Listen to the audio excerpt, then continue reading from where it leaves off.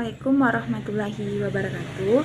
Baiklah, di sini kami ingin membuat video untuk menjelaskan makalah kami yang berjudul menjelaskan dan mengembangkan silabus RPP atau rencana pelaksana pembelajaran tematik MI kelas 5. Di mana kami dari kelompok 5 yang beranggotakan yang pertama Sania Julita, yang kedua Sinta Maharani Rizky Ayuni, yang ketiga Cindy Setiarini, yang keempat Lina Asarin, dan yang terakhir Roke.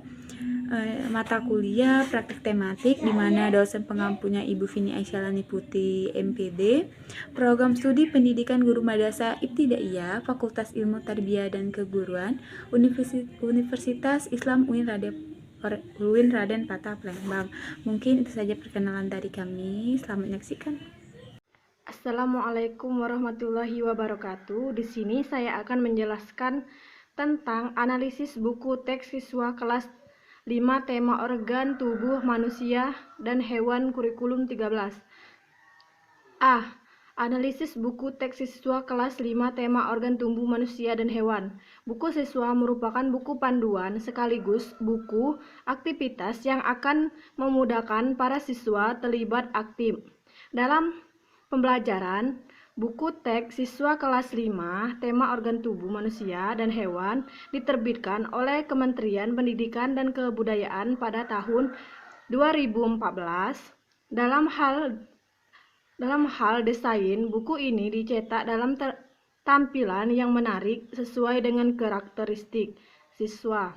Dengan dimoninasi warna baik pada cover maupun isi buku teks membosankan. Buku setebal 138 halaman ini disusun dengan huruf besar Matanonia 12 dan terdiri dari 3 subtema. Analisis kelayakan isi buku teks siswa kelas 5 tema organ tubuh manusia dan hewan kurikulum 13 terbagi dalam 4 dimensi, yaitu dimensi spiritual, dimensi sosial, dimensi pengetahuan, dan dimensi keterampilan. Baiklah, perkenalkan terlebih dahulu, nama saya Sinta Maharani Rizky Ayuni, NIM 1830201206. Di sini saya akan melanjutkan materi bagian B, ketepatan dalam menjelaskan indikator silabus dan RPP kelas 5 MI. Nah, di sini kita harus mengetahui dulu indikator itu apa. Jadi indikator itu merupakan penanda pencapaian KD yang ditandai oleh perubahan perilaku yang dapat diukur yang mencakup sikap, pengetahuan, dan keterampilan. Nah, indikator ini dikembangkan sesuai dengan karakteristik peserta didik, mata pelajaran, satuan pendidik, potensi daerah, dan dirumuskan dalam kata kerja operasional yang terukur atau dapat diobservasi.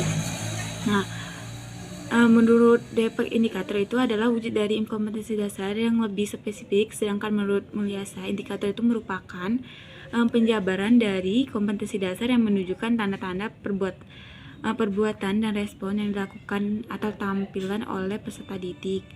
Nah, dari beberapa pengertian para ahli dapat disimpulkan bahwa indikator adalah kompetensi dasar secara spesifik yang dapat dijadikan untuk menilai ketercapaian hasil pembelajaran dan juga dijadikan tolak ukur sejauh mana penguasaan siswa terhadap suatu pokok bahasan atau mata pelajaran tertentu. Nah, jadi hal-hal yang perlu dipertimbangkan dalam mengembangkan indikator adalah sebagai berikut. Yang pertama, tuntunan kompetensi yang dapat dilihat melalui kata kerja yang digunakan. Yang kedua, karakteristik mata pelajaran peserta didik di sekolah, dan yang terakhir potensi dan kebutuhan peserta didik, masyarakat, dan lingkungan daerah. Nah, di sini dalam silabus dan di silabus atau RPP kelas 5 tema 1 organ gerak hewan dan manusia, tema 1 pembelajaran 1 terdapat 2 muatan pembelajaran, yaitu IPA dan bahasa Indonesia. Nah, dari berdasarkan penjabaran indikator yang dapat dilihat pada di makalah tersebut, setiap pembelajarannya sudah baik karena sudah membuat pengetahuan, sikap, dan keterampilan sesuai dengan prinsip yang ada di kurikulum 2013. Mungkin itu saja penjelasan bagian B. Bagian C akan dilanjutkan oleh Sania dan juga kami persilakan. Assalamualaikum warahmatullahi wabarakatuh. Perkenalkan, nama saya Sania Judita, NIM 1830201201. Baiklah, saya di sini akan melanjutkan dari Sinta C. Ketepatan dalam mengembangkan silabus dan RPP kelas 5 MI. Pengembangan RPP harus memperhatikan minat dan perhatian peserta didik terhadap materi standar dan kompetensi dasar yang dijadikan bahan kajian. Dalam hal ini harus diperhatikan guru jangan hanya berperan sebagai transformator, tetapi juga harus berperan sebagai motivator mendorong peserta didik untuk belajar dengan menggunakan berbagai variasi media dan sumber belajar yang sesuai, serta menunjang membentuk kompetensi dasar. Berikut ini terdapat beberapa prinsip yang harus diperhatikan dalam pembagian RPP antara lain. Pertama, kompetensi yang dirumuskan dalam RPP harus jelas. Makin konkret, kompetensi makin mudah diamati, dan makin tepat kegiatan yang harus dilakukan untuk membentuk kompetensi tersebut. 2. Rencana pembelajaran harus sederhana dan fleksibel, serta dapat dilaksanakan dalam kegiatan pembelajaran dan membentuk kompetensi peserta didik. Ketiga, kegiatan yang disusun dan dikembangkan dalam RPP harus menunjang dan sesuai dengan kompetensi dasar yang telah ditepat. Keempat, RPP yang dikembangkan harus utuh dan menyeluruh serta jelas pencapaiannya. 5. Harus ada koordinasi antar komponen pelaksanaan program ini sekolah, terutama apabila pembelajaran dilaksanakan secara tim. A. Tujuan dan fungsi penyusunan RPP. Pertama, memberi kesempatan kepada pendidik untuk merencanakan pembagian yang interaktif dan dapat digunakan untuk mengeksplorasi semua potensi kecakapan menjemuk. Kedua, memberi kesempatan bagi pendidik untuk merancang pembelajaran sesuai dengan kebutuhan peserta didik, kemampuan pendidikan dan fasilitas yang dimiliki sekolah.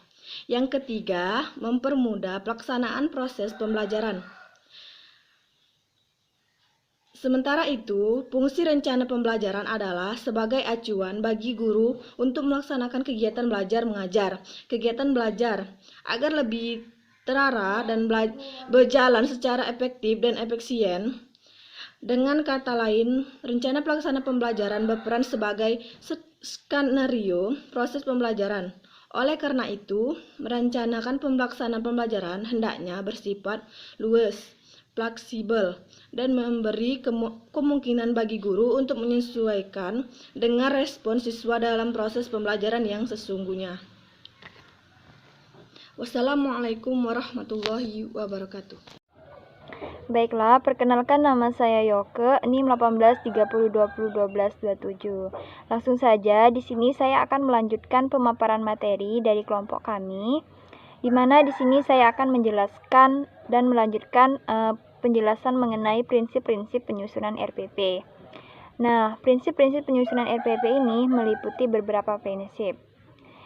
Prinsip-prinsip rencana pembelajaran menurut Permendiknas nomor 41 tahun 2007 tentang standar proses terdiri dari yang pertama yaitu memperhatikan perbedaan individu peserta didik, kemudian mendorong partisipasi aktif peserta didik, lalu mengembangkan budaya membaca dan menulis, dan memberikan umpan balik dan tindak lanjut, kemudian keterkaitan dan keterpaduan.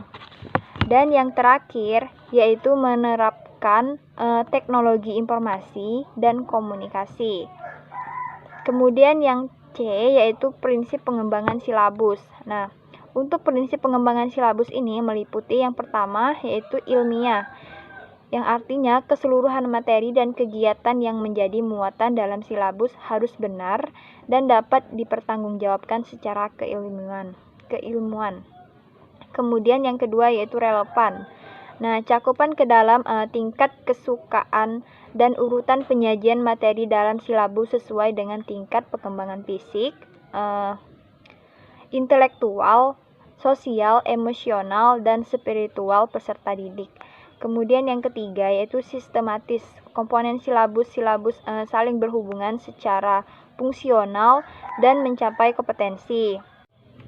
Kemudian memadai, lalu aktual dan konseptual, kemudian fleksibel, dan yang terakhir yaitu menyeluruh.